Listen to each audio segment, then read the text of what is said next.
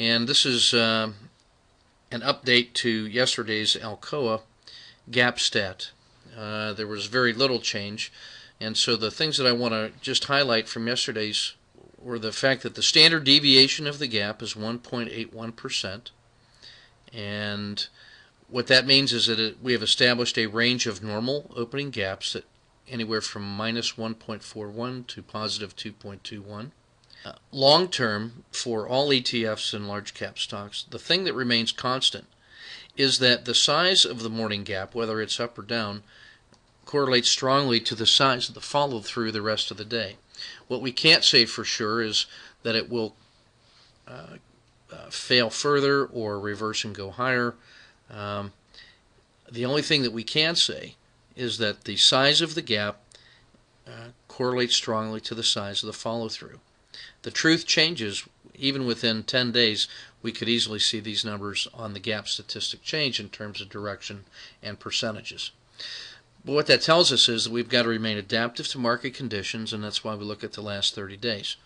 And we want to pay attention to the most recent statistics.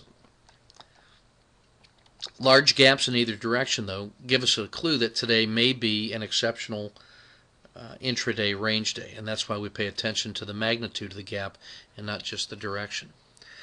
Now, moving on to the range statistic, it hasn't changed much from yesterday, and the thing to notice is that we've got a standard deviation of the gap of the intraday range, also of 1.81, and we've got an average intraday range in Alcoa of roughly 4%, and with a standard deviation of roughly 2%, that says that we have a normal day's range from high to low could be anywhere from 2 to 6%, but with an average of 4. In the last 200 days, we've seen an intraday move of over 11% in Alcoa. Now let's take a look and see what that means intraday for day one trading techniques. Let's take this white candle here as yesterday's move, whatever that may have been, and it closed at the upper right-hand corner. And so now we've got this line coming across, which represents yesterday's closing price. And because the standard deviation is approximately 2%, I've just marked off some 2% ranges, 2, 4, 6 on the downside, 2, 4, 6 on the upside. Now with Alcoa trading at $13 a share, a 2% move is going to be roughly 25 cents. So this represents a range of normal. If it were to open exactly where yesterday closed, we could see a 4% and as much as a 6% move intraday in either direction, and we would still be within the bounds of normal. And so that means a 75% move up, or 75 cent move up, or 75 cent move down would all be within the range of normal for Alcoa. That's one of the reasons I like to trade it. If we find that a 10-cent initial stop is possible, there's a potentially really nice trade inside there. So let's take a look a little further.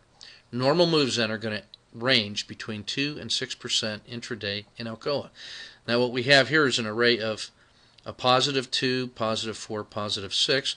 So from the open, if we saw a move like this, or like this, or like this during the day, or on the downside it failed and failed a little further, or failed 6%, all of those days at the end of the day could be normal. So when we start the day at the gap, we just have a sense now of what the range of the normal possible is in Alcoa, and then as we begin to see prices during the day, then we can start collapsing those probability functions into an actual candle. And then at the very last price of the day, instead of having dotted lines, then we're going to know exactly what that candle is. And so price actually acts as a means of discovery of what the reality of the day is going to be at the close. Each second that goes by, each additional price gives us a little more information to start completing the mosaic. Now if those are normal moves, we're also aware of the possibility that in the last 200 days we've seen an 11% move, and that could be up, or an 11% move down from the close. So all of those are possible. And we remember that the size of the morning gap strongly correlates to the size of the follow-through for the rest of the day. So the larger the gap, the more aware we must be of the possibility for a melt-up move like this, or a melt down move like that. And what we want to do, without trying to predict, is at least posture ourselves to be positioned to take advantage of surprise in the direction of maximum gain. We do that by controlling the left-hand side of the risk distribution carefully. All right, so let's take a look at one of our standard trades in our chat room, and that's the morning hook. In this case, it just postulated a simple 25-cent or a 2% adverse gap, and that puts us well within the range of a normal gap. Let's say that it is gapped down, and then we see price in red has sold off, and then after 15 or 30 or 45 minutes, we get some slowdown of sell-off to the downside, and we've got a little shelf or a plateau, and then we start to see some evidence of a morning hook. You can see that looks like a little fish hook, and so we call that a morning hook. Now, I can't predict that that's going to be the bottom of the day, but if we hypothesize that that is the bottom of the day, let's just take the middle of the normal range. If that were the bottom, I could expect to see something like a 4% move back up in an Alcoa that represents a 50-cent move. So on the middle range of the normal days on the upside, I could go for 4%. It might only be a 2% move, but it might be a 6% move as well. And we're open to the possibility that this rascal could have been an 11% intraday move. We've seen all of those in the last 200 days. So if I can wait and be patient and look for a potential low of the day, and I can establish a hypothesis. Now, if I'm looking for just that average normal of 4%, again, that equates to a 50-cent move in Alcoa. If I can manage an intraday stop of 10 cents, then I have a potential of a 5R trade waiting for me each and every day that those range statistics obtain. So to review, Alcoa trading at $13 a share, a 2% move is a quarter, 4% is 50 cents, a 6% move is 75 cents. If you can manage a 10-cent initial stop and then move quickly to no lose once it's moved in your favor, the normal intraday move represents a 5R possibility.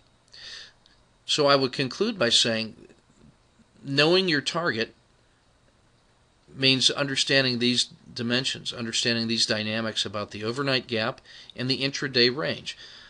If I'm successful in the intraday range, for example, and I know that the overnight standard deviation of the gap is 2%, and I want to protect against most of the adverse gaps against me, I have to think about carrying something like a 5 or 6% overnight protective stop, which means I've got to dramatically cut down the size of my position size during the day.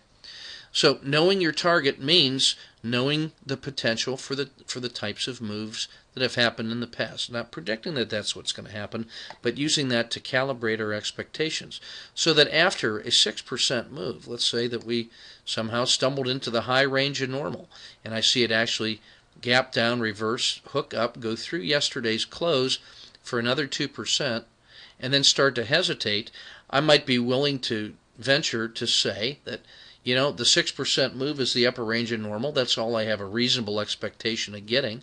And then if I see if I harvest that move and it pulls back a little bit, that wouldn't surprise me. But if this was going to go on to be one of these melt-up days that looks like this, the next thing I'd have to see is some kind of price that moves through here, and now I might be willing to cash the 6% move, harvest it at signs of normal hesitation, and then have a plan to re-enter with low cost at the sign of a universal entry, which we see right here. And so by managing our risk carefully on the downside, we're open to the possibility of someday being on the right side of the market when it melts up, or in the case of failure, melting down and being ready to go in the other direction. So knowing normal, knowing the potential of those moves, controlling your risk, and then allow yourself to be surprised into catastrophic success, and then use the gap statistic to measure and manage your overnight risk. That's what I call knowing your target, knowing the potential, trading in a calm manner. So, this is Ken Long from Tortoise Capital. Thanks for your attention.